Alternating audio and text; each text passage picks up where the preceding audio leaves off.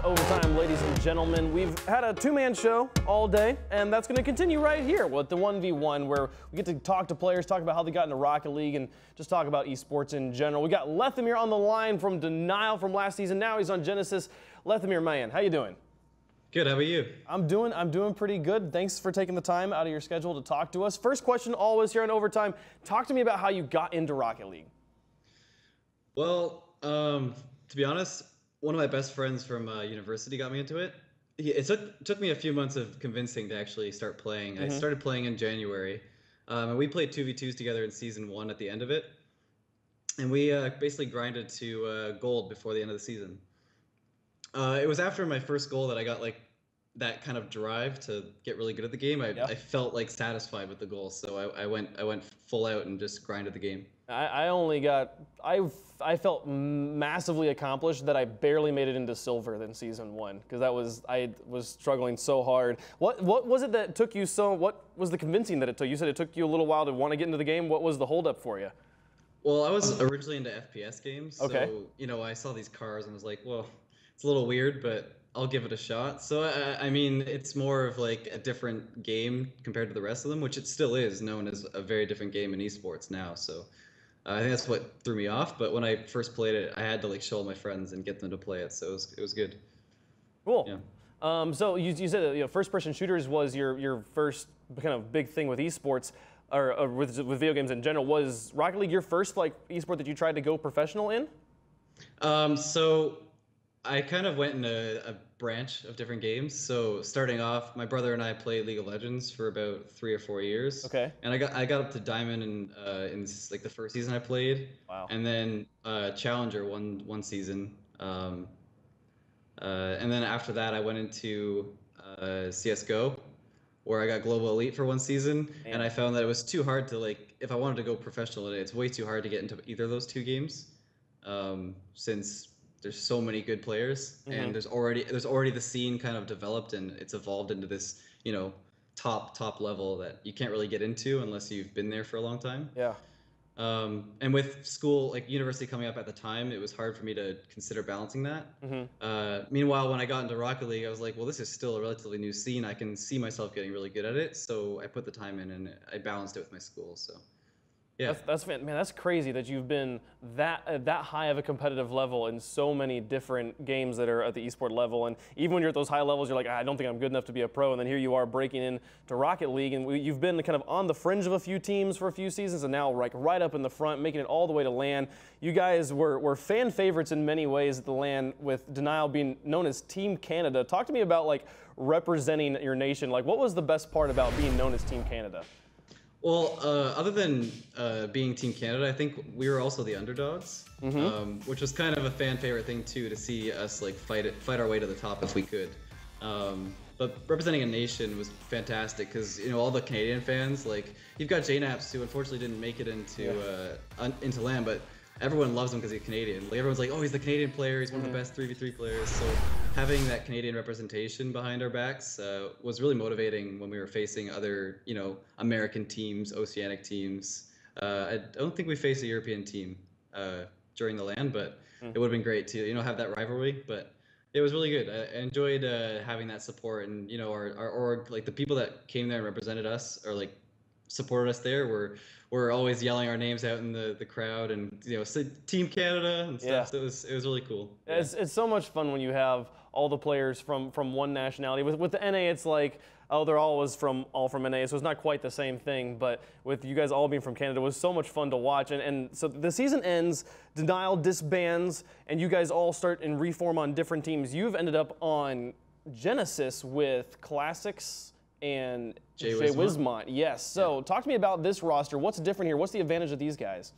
So Jay Wismont is probably not a very well-known player to most of the scene. He's been kind of behind the scenes. He was actually our sub for Denial. And at one point, I was actually considering, having him as a starter. The reason why I left Denial in the first place wasn't like, anything to do with the two of them. Like, they're both great players, Gabe and Sad Jr.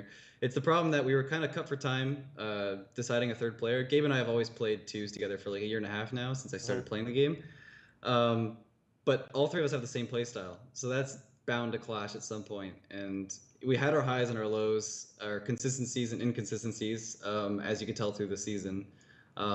We had the skill and the mechanical skill and the rotational skill at times, but it just wasn't holding up. So moving on to Genesis, Classics is definitely the aggressor.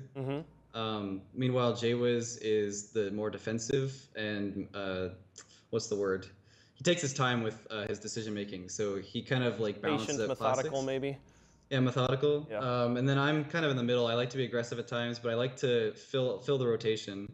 I'm a very rotational player. Like if the first player went in and made a challenge and it didn't result in anything, I tend to not like the second player to go because it will instantly put the third person in a bad situation if the second player doesn't make a good challenge. So it's really up to everyone to make the right decisions, and when that happens, we really mesh together. And the three of us just found it works. We've been playing really well in the bigger tournaments lately, top 3 and top 4 in each one. And in scrims, we've been performing really well against all teams, G2, Energy, also Applesauce, which are now Amphibian. They're playing really well.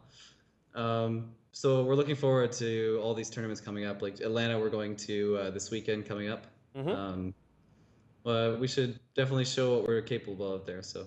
Yeah, that'll be really, really cool. I'm excited to meet Jay Wismont. He was one of the first tournament I ever casted was a Ghost Boosters 2v2 tournament. And all I remember Jay Wismont was in the finals. I don't remember if he was on Goomba Squad or if he was on the team playing Goomba Squad, who was the other team that was there. But Jay Wismont's always kind of like had this name that stuck in my head because he was in that very first beginning of Rocket League. And like you said, he's a bubble player that's been around. It's good to see him finally getting some attention. I'm excited to meet all of you when we go to DreamHack. Talk to me about Season 4, looking forward for you personally right now. You've been on the Fringe teams. You've now made it to LAN. What are your personal goals looking forward to Season 4?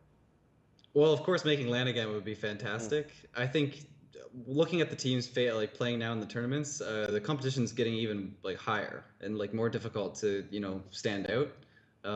Like no one's had consistent results. You've seen like every big tournament, it's been a different team winning.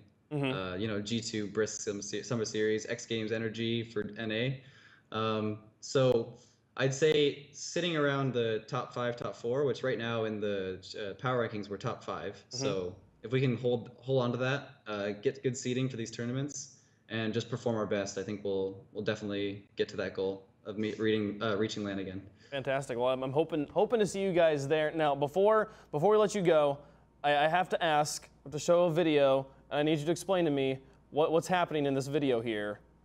All right. As soon as it happens, it's gonna be great. Oh, there we go.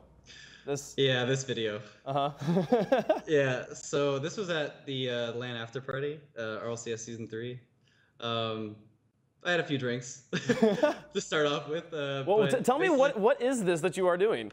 Yeah, it's Highland dancing. So it's a Scottish form of dancing. I usually wear a kilt and like a jacket and everything, and a sporran, which is like a Scottish wallet sort of thing. I've been doing it for 12 years now? Yeah, basically 12, 13 years. And my mom is actually my teacher. She's been teaching me since I was 8 or 9. But basically, I started dancing when I was 6. Didn't really like it. Came back to it and started going competitive. Ended up gaining titles Ontario, Canadian, and North American champion, as well as top male in the world. So I guess I just have a very competitive nature from video games, Highland dancing. But Highland dancing's definitely helped with my confidence in my personal life. So. Man, a competitor in all things you do, and then being able to show it off to your friends there too. I walked in when you were doing that. I was like, this is so cool. I've never seen this. I'd never actually seen like Highland dancing in person before, so that was really awesome. Before I let you go, man, any shout outs you got for anybody? Shout outs to my parents. They've been like my #1 fan, as well as my grandparents. Like they've definitely been more supportive now that they see like what this esports capable of. And also, shout-outs to my old teammates, Gabe and Sad Jr., for sticking with me through Season 3. And also to my new teammates, Jaywiz and Classics. Fantastic. That's pretty much it, yeah. Thanks so much, Lethamyr, for taking the time, and good luck in the rest of your Rocket League career. No worries. Thank you very much. Thanks for having me. Awesome. That is Lethamyr from formerly Denial, now on Genesis. He's going to continue on here in the competitive scene, and we're excited to see where he goes. But moving forward in our episode of Overtime, it's the 50-50, ladies and gentlemen. Wait, there's only 2 people here. How does that work? Tune in. Stay tuned. It's going to be great. You'll see. It's going to be fun.